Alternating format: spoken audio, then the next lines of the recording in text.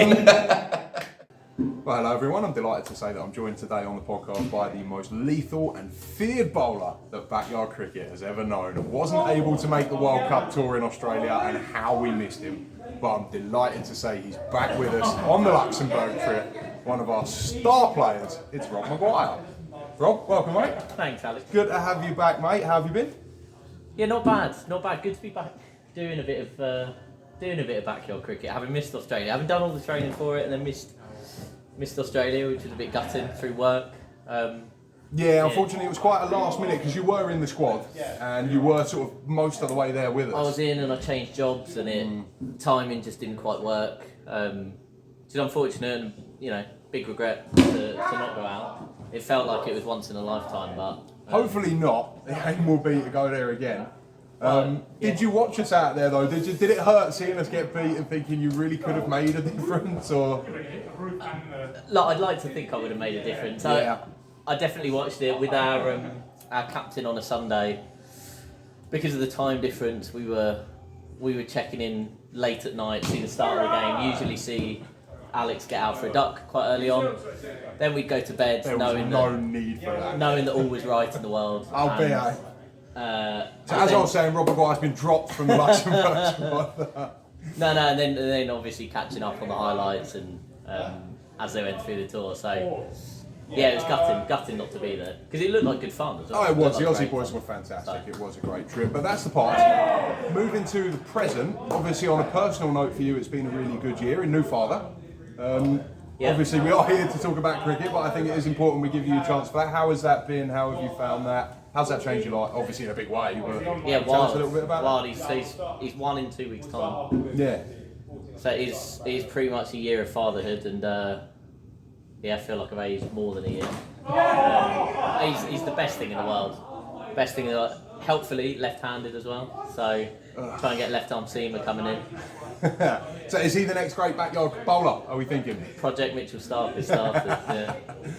And in terms of the present, so this is your first training session back. This is your first reintroduction. How long has it been since you've played any backyard cricket? About 18 months. It has been about 18 months. How have you found it? Any signs of rust? Anything struggling with coming back? No, it's alright. Luckily, I could never find my length on a Saturday, and this is much shorter. So, no, it's good. You do get back into it pretty quickly. The batting, I think, is harder to get used to just because of how much the ball moves. But the bowling's fun. You get back into and obviously, you guys won't have seen, he's been cleaning people up as he does here. So this Luxembourg trip then, for you on a personal level, what are you looking to get out of this? What are you expecting of yourself on this tour, given that it's been a little while since you've played a sort of proper game of backyard cricket? What's a good tour for you? Definitely in amongst the wickets, but I think I've got a lot to contribute with the bat as well. Yes. Mostly I want to enjoy it. I want to go out there for 4 days with a bunch of mates. Well, obviously play some good cricket, but enjoy the time that we're out there as well. Yeah, and you're now growing into a leadership capacity. You are the official vice captain of this tour. How are you going to manage that transition? How do you think you're going to manage being the real weapon with the ball? Obviously, like you said, a lot to offer with the bat. Do you think the vice captaincy and the leadership role, how are you going to balance those? No, I think vice captain's quite a nice position to be in because, it means when I feel like I'm in a place where, and we've obviously known each other for a long time, I'm in a place that I can offer advice as and when you want it,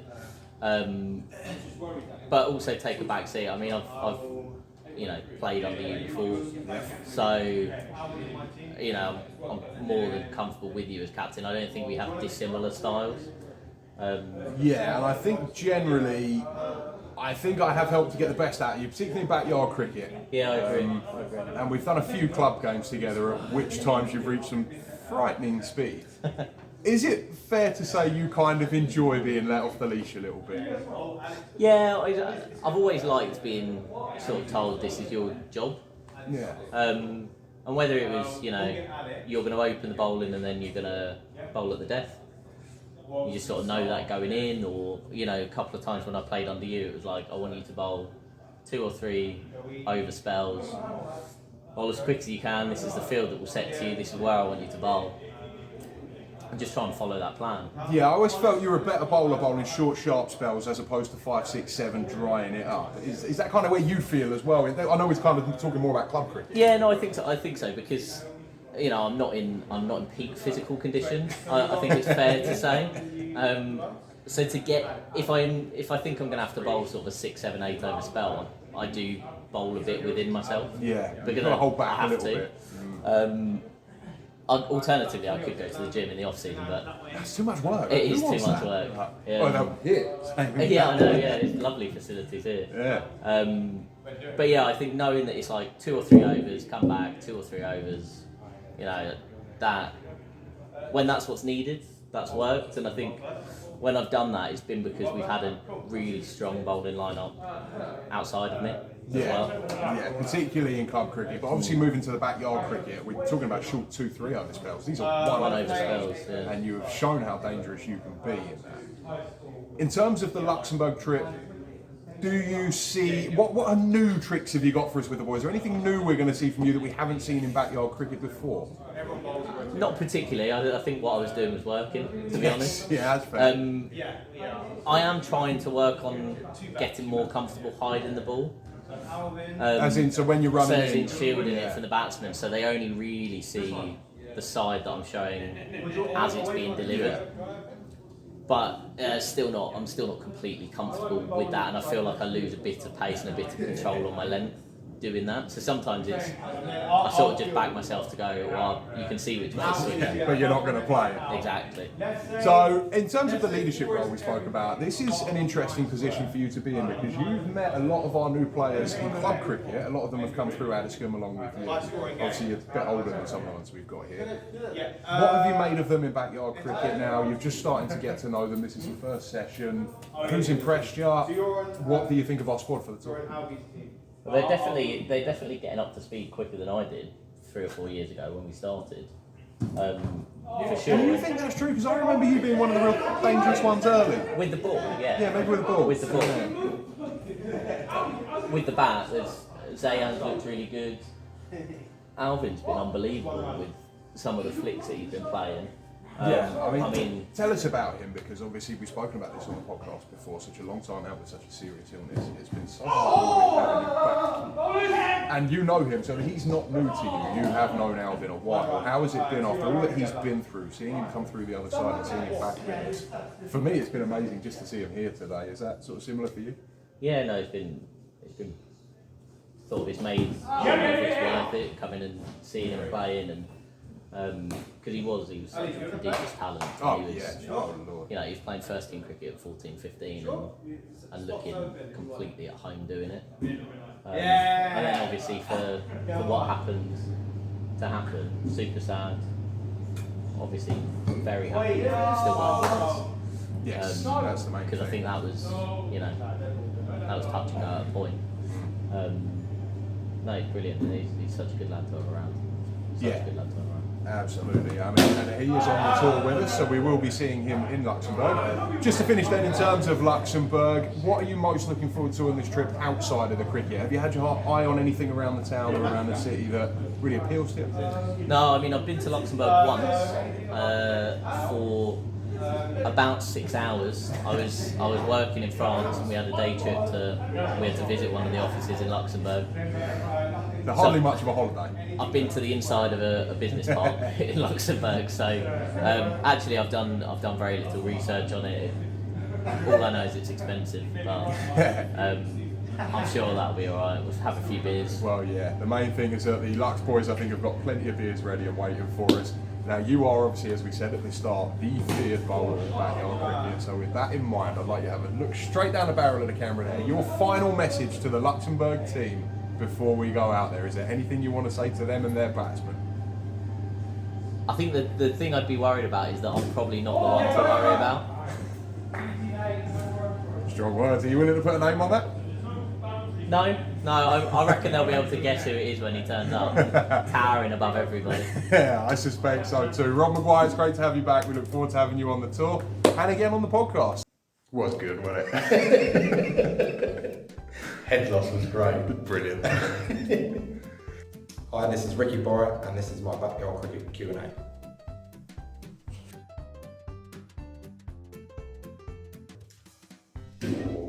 say just probably Harry Dean, because of his height.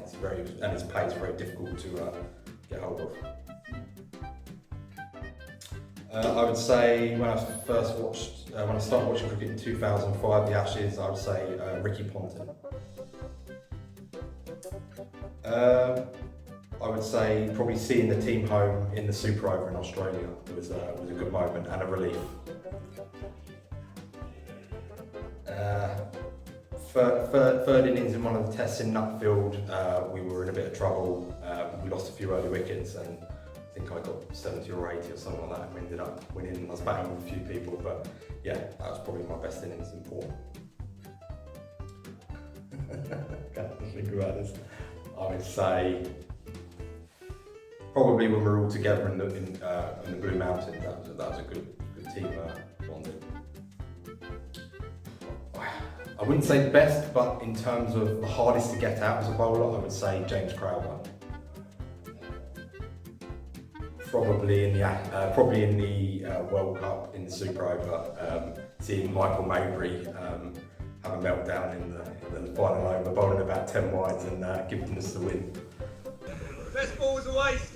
Ricky Borrett, the England boys always feel at his best when he's a little bit riled up, and he seems to be here. Another wide. Frustration for Maybury now.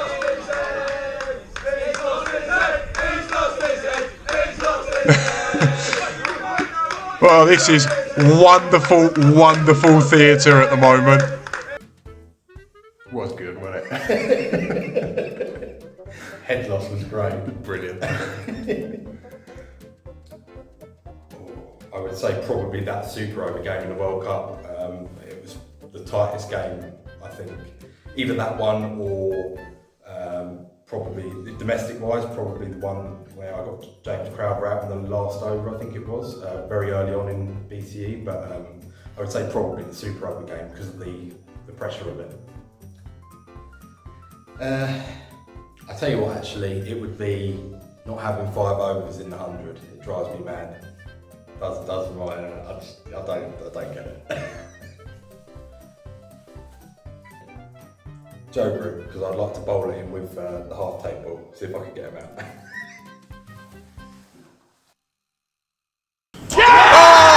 Oh! Would you believe it? So Daniel Arnold on 60. Nick gone, that's the first wicket for England. How they needed that.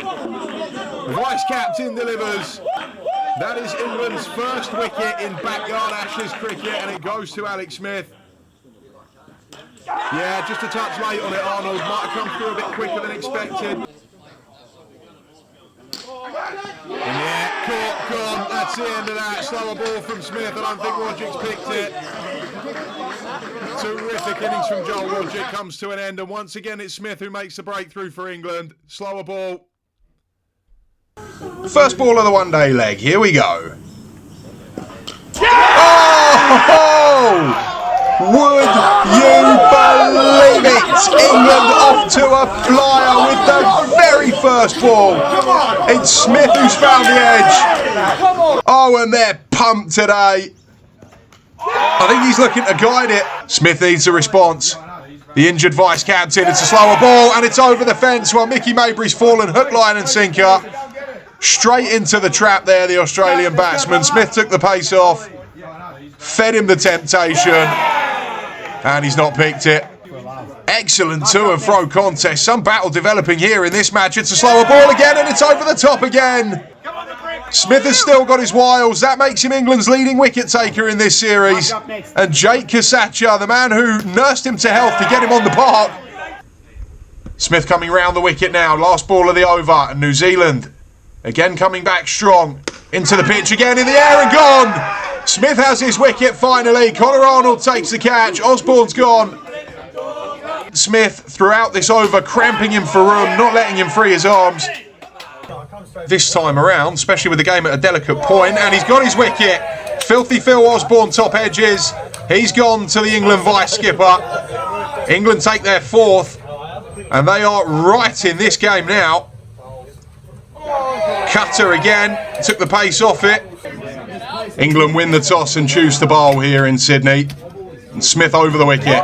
And it's up in the air. It's Mapleston under it. And he's taking it. And England on the board early. Alex Smith dismisses Daniel Arnold again on this WCG tour. He's been his nemesis.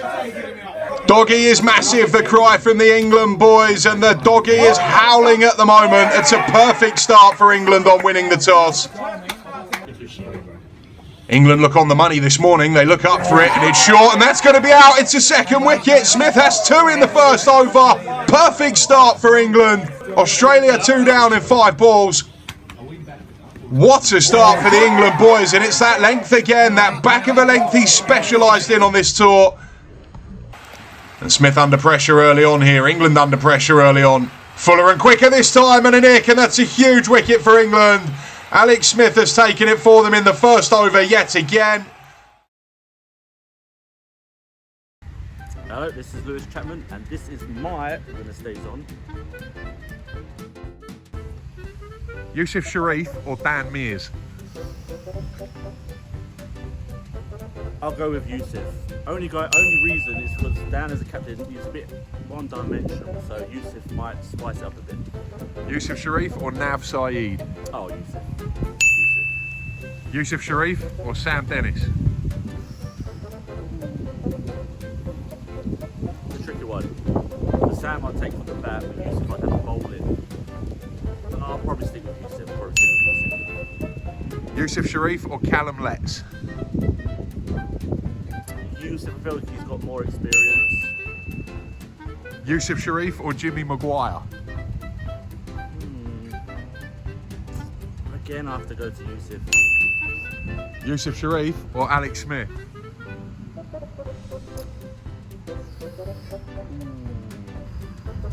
See, with backyard, it's a bit different because I feel like you get the advantage of a bit of height. Because it's a short wicket, the height you can proper drill it into the ground. So I'll probably go with Alex. Alex Smith or Gurpal Singh? Alex, I feel like he's a bit more better with the ball in terms of short. Alex Smith or Rob Maguire?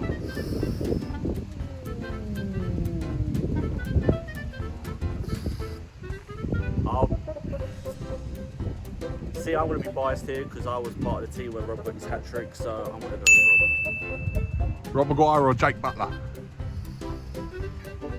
Again, I see that's hard because Jake swings the ball like a madman.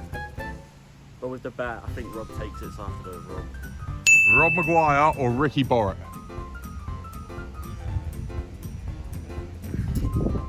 See, overall, Ricky's the better backyard player. He's good with the ball. Some could say he chucks it. The bat, it's questionable. It's questionable because Ricky with the bat, he sometimes plays the wrong shot. I think he plays for himself too much, get the average up. So I'm going to give it to Rob.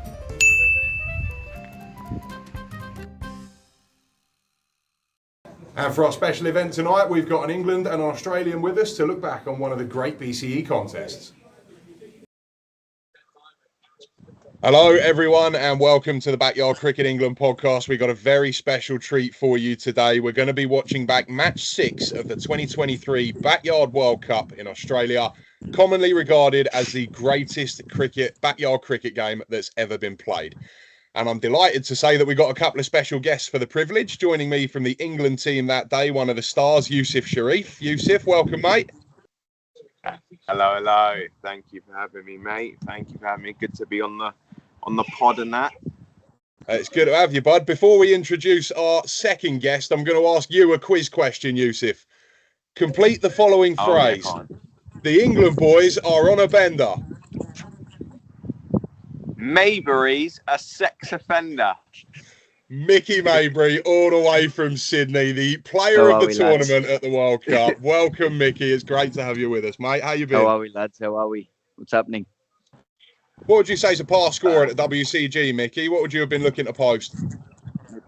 120, Yeah. In a T20, right?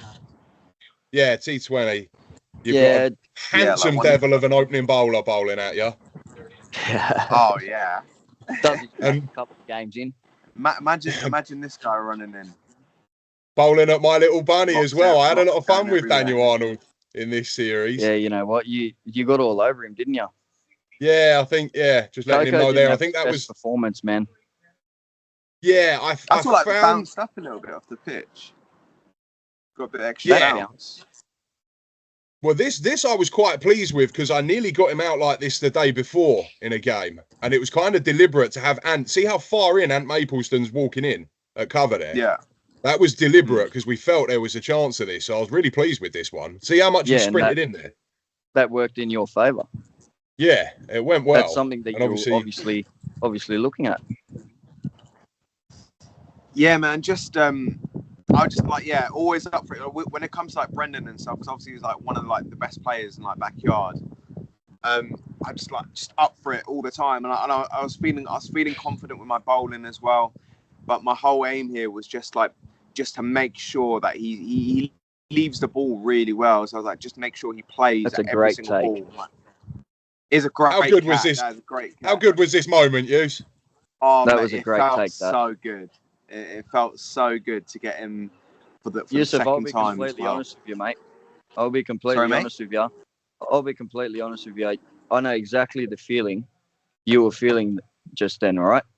Because when we played our Australia Day T20 series, me and Brandon Scott were at each other, right? And I had my team and he had his team. Yeah. And we were at each other for about 2-3 weeks beforehand. And then exact same wicket, I caught. Oh, really? Yeah, the exact same way you got him out. Yeah. Was that the same way we got him out the day before? I'm pretty sure it was. Yeah. They're not coming to see the three sisters up in the Blue Mountains. They're here to play. They're here to play cricket. I can see you smiling, Yous. How good was this with Gubs? What was this delivery like? Absolutely bamboozled him as well. We obviously watch it as well. Like scores, he was scoring like runs for fun, but it was unbelievable. Like he just looked so silly, just leaving the ball. Had no idea. Wanted to ask you about this guy, Mickey. What about Harry Dean? Because he's about to play a brilliant innings here that turns this game on its head. How good is he? What are his strengths? Have you ever bowled at him? How have you found it bowling at him in domestic games? Mate, I've bowled him a few different times, and in all honesty, he's just a straight-up cricketer. We just found him so difficult to get out. Yeah, I honestly feel like he takes his time. Everything he does is at his own pace. He doesn't worry about the field. He doesn't worry about the bowling. He takes everything at his own time. I think we found him frustrating because he doesn't talk much when he's batting. No. He doesn't when you're trying to sort of sledge him or get in his face. He just kind of doesn't say anything, does he? He just stays in his little box. He doesn't even talk in the field like you boys know, myself and Juzzo, and you know the boys that'll get loud in the field. But Harry does not really say anything. How did you find it bowling at him in this innings, Hughes? Do you know what? I'm not gonna lie. He was a batsman that surprised me. So like, you know, Mickey, like you were saying earlier on about getting Brendan out and how exciting that is, that moment of like getting him out. You know, it's a big wicket. It's huge, right? And when it comes to like Harry Dean, he sort of surprised me a little bit. I didn't really think much of him. Not that I didn't think much of him, but like when he was scoring runs against us, I'm not gonna lie, I was a little bit frazzled. I was like, oh wow, like he's still here. He's still scoring runs. What's this? How do I get him out? Yeah, that's Ricky. That's Ricky, the thrower. Well, while we've got a minute, while Dean's going, talk to us about Ricky Maybury. What did you make of him?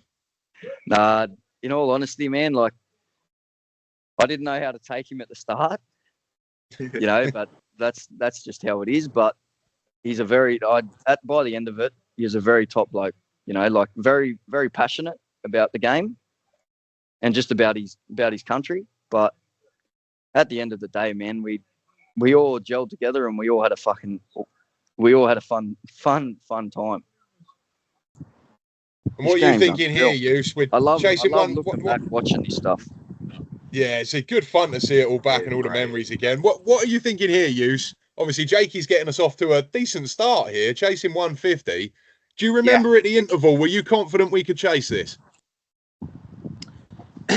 well, they ended up on 150 odd, didn't they? Do you know what? I'm not gonna lie, 152, yeah. I was happy with how it with restricting them to 150 especially with how Harry Dean played.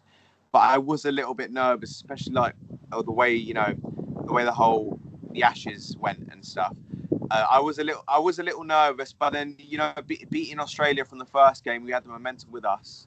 Well, you're coming off some runs here, aren't you? You're coming off. I think the previous game you'd made 48 against New Zealand, so you were coming off pretty confident into this game. Yeah, no, I was, and you know what? Throughout the whole sort of tournament, I was getting starts, and I was like, I never felt out of nick at any point. So then I was getting starts, getting low scores, and I was like something's got to give at some point. And I think the 48 against New Zealand, it's a shame that I didn't get 50, but I think that helped massively. I still remember, man, as much as everyone talks about Ricky being the threat, I still remember, honestly, Yousaf, you were a big threat because you were one of those ones that you weren't sure how you were going to get him out, but you needed to get him out. Yeah. And I feel like if we didn't get you out, you would go on with it.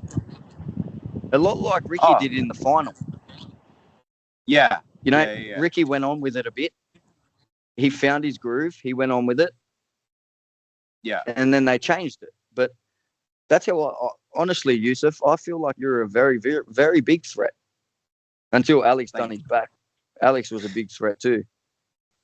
Yeah. I kind of, in all honesty, I'm not being rude to the other boys or anything, but I kind of felt like it was Yousaf, Alex, Butler, and Borrett.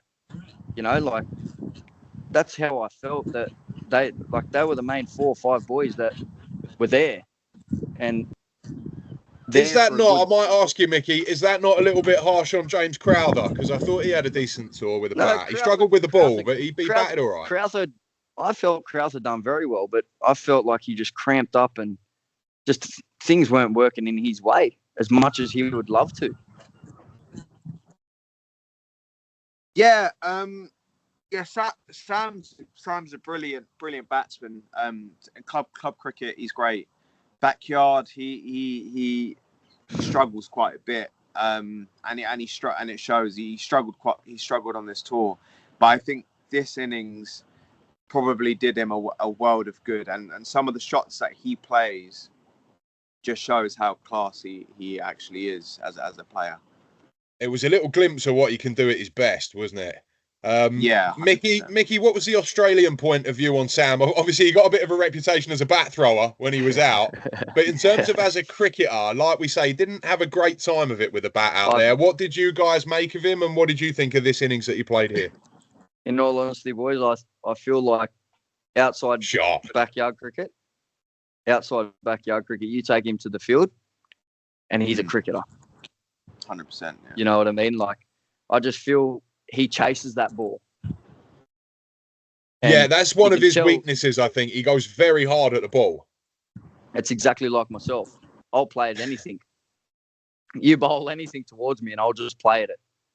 So would that be, if you were bowling at him, Mickey, what would you be thinking? How would you bowl at him? I'd mix it up. A bit like how I got yourself out, Alex. Like I'd just bowl some speed, then I'd bowl some slow. Mix it up, mix it right up. Because I remember, Alex, that's how I got you out. I remember testing you to the times. I'd bowl a quicker pace, and then I'd slow it right up, and I'd make it look like I'm coming in quick, but then I would slow it right up. And I remember you went to play the ball, and I remember getting Alex out once. He went to play a shot, and the ball wasn't coming down as quick as he would hope. Now, Mickey, I got to ask you about this because this was one of my favourite moments of the tour. This is the over. You've bowled so well in this game and so well in this tournament, and it all goes to shit here. And we can't hear it on the sound here, but I'll maybe play it on the edit. What was it like? Because the crowd sung about 5 different songs about you over the course of this over. Ricky's winding you up. Is this just a head loss, or was there a tactical reason for this, or is this just a meltdown? No. You've got to me. that what this was? I'll admit it. Yeah, the crowd got to me. The crowd definitely got to me. I still remember Brendan Scott walking up to me, and grabbing me and going, pull your head in, get it together. And I walked back, and then I was like, they've got me. And then every single time I went to bowl, I thought, I'm going to get angrier, and the angrier you get is the harder and the faster you try to bowl. So I had no control over it whatsoever. Honestly, I have Ricky lives for these moments, doesn't he? Really, he loves it. He reminds me of someone that does live for these moments, eh? Yeah, he takes 100%. these moments. He takes these moments and runs with it, man. Yeah. He doesn't play these moments with any fear, really. I feel like he doesn't let the noise get to him. Yeah, I feel he like kind he of can all handle he it sees so is the well. chance to, get the job done. He doesn't really play these wrong. Yeah, basically. And I think this has been quite a tetchy game with all the chanting and stuff. So I think he really enjoyed this. What did you think of this moment, Mickey? 2 off 1 ball. If I'd offered you a super over here, would you take it? Oh, that's a very good question there. Because you know what, I know the players. I could just picture who you're going to pick to go and do that super over. It's either Ricky, yourself, or Yousaf. Maybe not yourself with the back injury. It's either going to be probably Yousaf. Wouldn't have been me. It's probably going to be Ricky or Yousaf, right? Or maybe Butler. But I probably would have taken it. So no, honestly, yeah. So I was sort of there, and I was like, look, I think the first ball was a dot, right? And I think after leg by. Leg by, and then I think that was the dot ball there. Don't worry, and Yousaf, I was just I bowled 12 of them.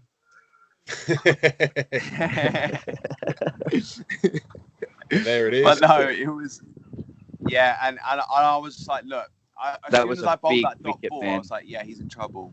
Because a dot ball in a super over is huge. And I was like, he needs to go for it here because he's got a leg bite and a dot ball just then. And I knew something was going to give at some point. But at that point, I was like, look, no slower balls, no full balls, just bowl back of a length. But I tell you what, I was shit scared, man. I've got to say, getting Harry Dean, after what he'd done earlier in the game, getting Harry Dean out for 1 in the super over felt like such a steal, didn't it? But in a way, did you almost think it put more pressure on Ricky? Because if he was chasing 10 or 11, it almost would have been like, it's okay if he doesn't get it. This chasing 1 almost put more pressure on him. Is that how you felt, Mickey? Yeah, and you know what? Ricky, look at him. Just look at him. Look at him. He was a bit fired up here. He started, I don't know what that was all about. But why didn't you bowl the super over, Mickey? How did it end up with Brendan? Sorry, what was that? Why didn't you bowl the super over? Did you ask to? Did you want to? I'll be honest with you, bro. Remember that final that we played? Yeah. I remember we batted first. Then you chased, didn't you? Yeah. Yeah, I remember in that final, man. In that final, I'll get back to the super over, but in that final, I remember finishing batting, and we're all standing around, and all I remember, man, I still remember it to this day, is walking up to Brendan Scott and saying, "Give me the ball, give me the ball." And I remember getting Butler out, second delivery in. I felt confident, and that super over, Brendan Scott's the captain, and at the end of the day, he's got to have the confidence in you to do the job. Yeah. And I probably didn't bowl the best that I should have bowled. Well, it's interesting because, like I say, you didn't have a bad game here. It was only them few wides at the end, but you still got 2 for 12 or whatever it was. It's still a decent day's work. How does it rank in? How does it look back? How do you look back on it in your memory now? What jumps to your mind when you think of that game? Yeah, 100%. Personally, being able to getting Brendan out, and then restricting Harry Dean to just 1 in the super over, 1 or 2. I think those personally for me, I think they're great personal moments. But just to be a part of it, a part of like that game. And, you know, the Super Over never. I don't think any of us have ever been involved in any kind of Super Over in any sort. Of not that intense, Yousaf, man. Yeah, not that intense. Yeah. The intensity that night, that day. Oh, this has been wonderful, boys. Thank you very, very much for coming on the podcast. Mickey, especially, all the way from Sydney. We really appreciate your time. It's great to see you again, bud. Boys. Yousaf Sharif, Micky Maybury, that was the Super Over game. If you're watching this on the Backyard podcast, this will have been a shortened version. The full thing will be available on YouTube in a couple of days' time. Well worth a watch. And, of course, if you get the time, go back and watch the highlights of the Super Over game on our channel. It was a brilliant, brilliant game, as we've seen. Gentlemen, thank you very, very much, and we'll see you next time on the Backyard Cricket England podcast. Cheers. Thanks, boys.